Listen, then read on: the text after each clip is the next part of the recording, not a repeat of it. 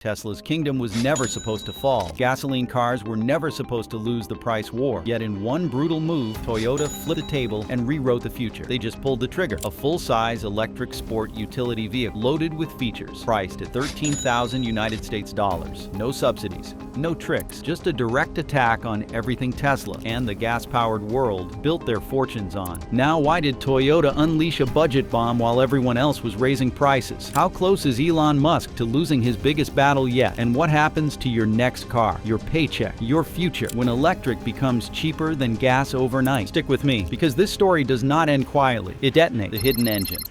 There is no magic trick in Toyota's pricing. There is no gimmick, no fairy dust sprinkled on the production line. There is only precision engineering of a different kind, the engineering of an unstoppable manufacturing and supply chain system. At the heart of this transformation sits Toyota's alliance with a Chinese powerhouse, Guangzhou Automobile Group. While Tesla and many Western automakers were obsessing over building entirely new factories from scratch, Toyota was perfecting partnerships. GAC, short for Guangzhou Automobile Group, brings a deep expertise in high-volume, low-cost electric vehicle production. Combined with Toyota's legendary standards for quality, the partnership became a silent superweapon. Behind closed doors, engineers from both sides solved the problems that everyone else was still struggling with. Material costs, assembly times, battery chemistry. Every piece of the puzzle came together, from the factories churning out reliable components by the thousands, to the supply lines flowing like clockwork across borders. Then there was the battery itself. While the electric vehicle world chased the newest, shiniest lithium technologies, Toyota turned to a proven champion, lithium iron phosphate. These batteries are not about record-shattering performance. They are about something far more critical: cost, stability, and endurance. No cobalt, no nickel, no rare earth supply risks. Just reliable, safe, mass-producible energy storage. Layered on top of all this was Toyota's silent edge. 50 years of global production mastery. Their just-in-time manufacturing system, once mocked, now makes them unbeatable. Every part arrives at the factory floor precisely when needed. No bloated inventories, no endless stockpiles wasting money. By combining Chinese manufacturing speed, battery cost control, and Japanese assembly discipline, Toyota made the impossible look inevitable. Still, lowering costs was not enough. Anyone could cut corners. What mattered next was whether Toyota could offer a machine people would actually want to drive, and that challenge would be their most shocking victory yet. Features that break the mold. When you hear budget electric vehicle, you expect compromises. Thin panels, basic tech, a driving experience that feels more punishment than privilege. A massive 14-inch touchscreen flows across the dashboard like a command center. Not some afterthought. It moves with the crisp responsiveness of a high-end smartphone, blending functionality and luxury without missing a beat. The 8-inch driver's display is no less impressive, giving full dynamic feedback that feels more like a luxury sedan than an entry-level budget car. The vehicle does not stop at flashy screens. Beneath the surfaces is an array of serious hardware. Adaptive cruise control, blind spot monitoring, and automatic emergency braking come standard. Features that many so-called luxury brands still dare to charge thousands more for. Then there is the cabin itself. Soft touch materials embrace you at every point of contact. Ambient lighting, yes, full 32 color options, creates a customizable atmosphere that rivals vehicles twice or 3 times the price. Rear passengers get their own air vents and charging ports,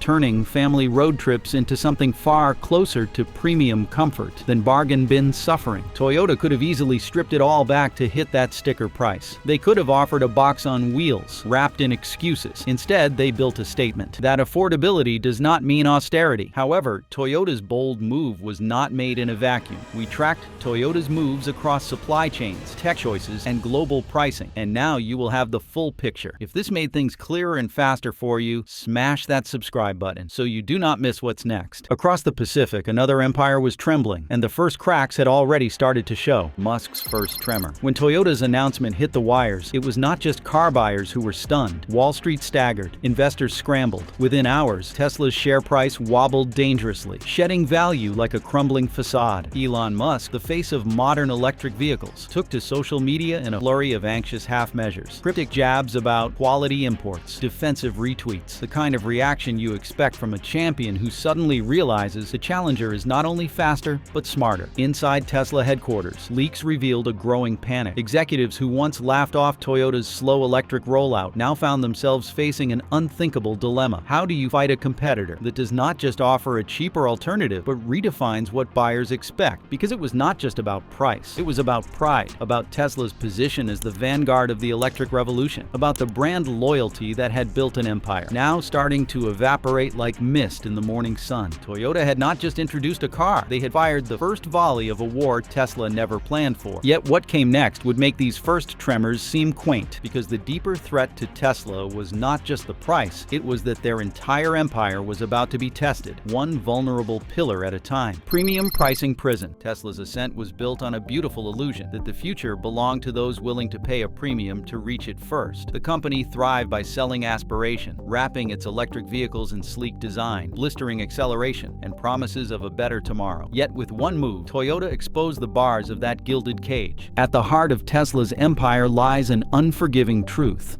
margins. Every vehicle rolling off a Tesla line carries a hefty profit embedded in its DNA. The Model Y, Tesla's family-friendly darling, does not survive on volume alone. It survives because it charges north of $43,000 per sale. That worked as long as electric vehicles were synonymous with luxury. Toyota just crushed that assumption. By offering a full-sized electric sport utility vehicle for $13,000, Toyota forced the market to reframe its expectations. Buyers who once felt cornered into choosing between an expensive electric car or none at all now had an alternative. A real, tangible, affordable alternative. For Tesla, cutting prices is not a solution. It is a trap. Their production costs, vertically integrated supply chains, and high technology investments mean that slashing sticker prices would not just hurt, it would shatter the very foundation of their profitability. Toyota, with its vast empire of mass production and cost control, can afford thin margins. Tesla cannot. It is no longer just a competition of products. It is a battle of economic models. And suddenly, Tesla's proudest strength has become a suffocating weakness. While Tesla scrambled to protect its margins, the next crack emerged, one that went deeper than balance sheets and reached straight into the hearts of everyday buyers: the trust gap. It is easy to fall in love with a brand. It is much harder to trust a company with your family's transportation needs. For a while, Tesla seemed to have bridged that gap with its innovation and style. Yet underneath the glossy image, there was always an invisible chasm waiting to open. Tesla's direct-to-consumer model promised disruption. No more dealerships, no more aggressive salesmen. Just click, buy, and drive away. It sounded like the future until reality hit. Service, maintenance, support. When something went wrong, when the software glitched or the hardware failed, Tesla owners often found themselves adrift.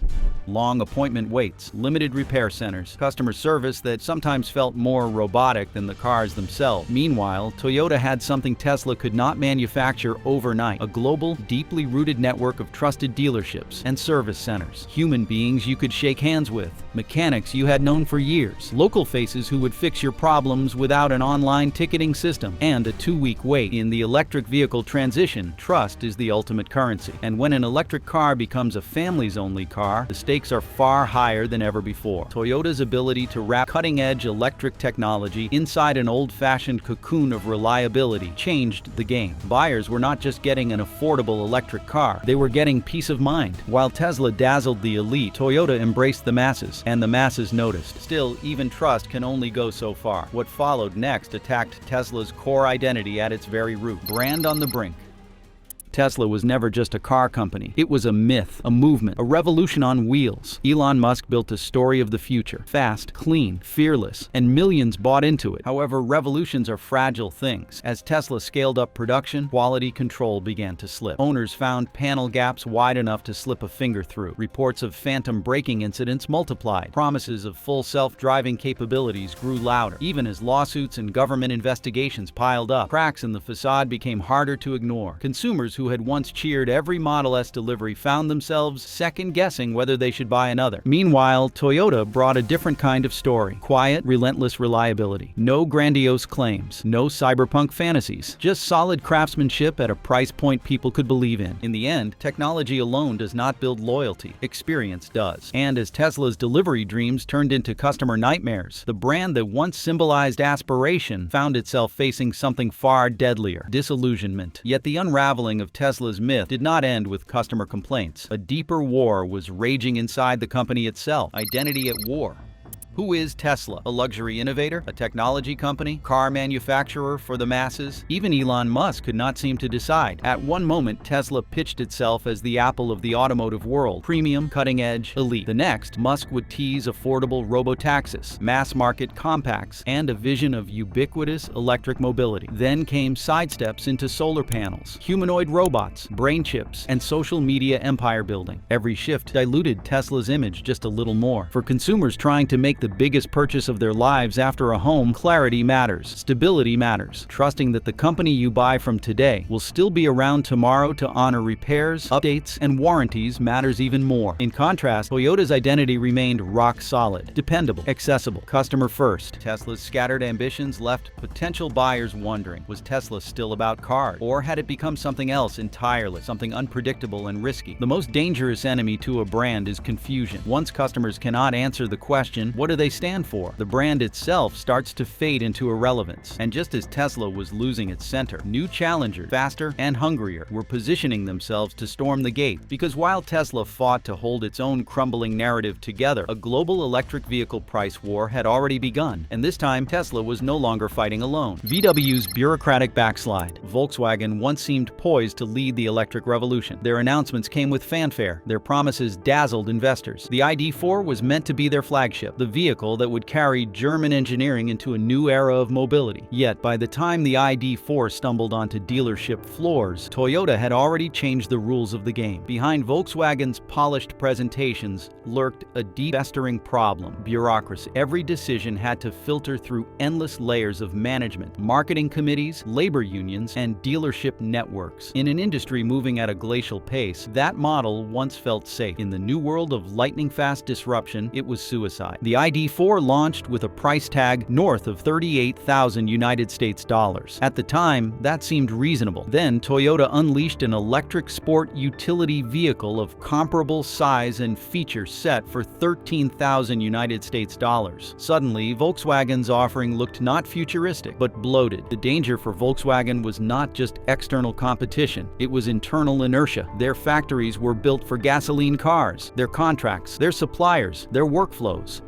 all tuned to the rhythms of the old world. By the time Volkswagen could react to Toyota's assault, the gap between ambition and reality had widened into a chasm. Still, as Europe's proud giant hesitated, another force, quieter but infinitely more dangerous, was already gathering momentum: BYD's silent siege. In the shadows of the global automotive conversation, another player was rewriting the map. Build your dreams, better known as BYD. Unlike Tesla, BYD did not seek headlines. Unlike Volkswagen, they did not drown themselves in boardroom politics. Instead, they focused with laser precision on selling cars, millions of them. In 2023 alone, BYD delivered over 3 million electric vehicles and hybrid models, overtaking Tesla in total volume. And they did it without bombastic declarations or flashy unveilings. Their advantage was simple and devastating: homegrown dominance in China, the world's largest electric vehicle market, paired with aggressive expansion into emerging territories: Latin America, Southeast Asia, Africa, and the Middle East. While Western automakers obsessed over European and North American battlegrounds, BYD quietly rolled its vehicles off ships into dozens of growing markets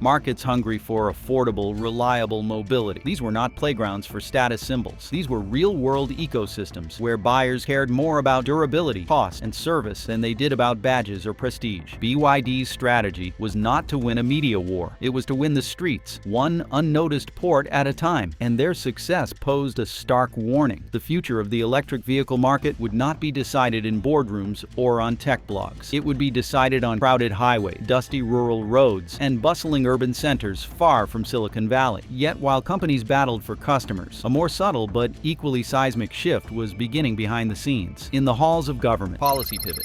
Electric vehicle incentives were designed for a different world, a world where battery-powered cars were rare, expensive luxuries that needed help competing with gasoline. Rebates, tax credits, subsidies — these were the scaffolds built to lift a fragile new industry. Now, with electric vehicles like Toyota's $13,000 sport utility vehicle undercutting gasoline cars on price alone, those policies look outdated. Governments around the globe face an uncomfortable reality: subsidizing electric vehicles when they are already cheaper than traditional cars cars risks public backlash. Taxpayers will not support helping companies sell product people are already clamoring to buy. The political focus is shifting rapidly and decisively toward infrastructure, building high-speed chargers, expanding local grids, supporting battery recycling, training technicians for electric vehicle servicing. These are the battlegrounds of tomorrow. At the same time, regulatory frameworks are straining under the pace of change. Rules written to gently guide a slow transition now feel like handcuffs. Lawmakers must decide, accelerate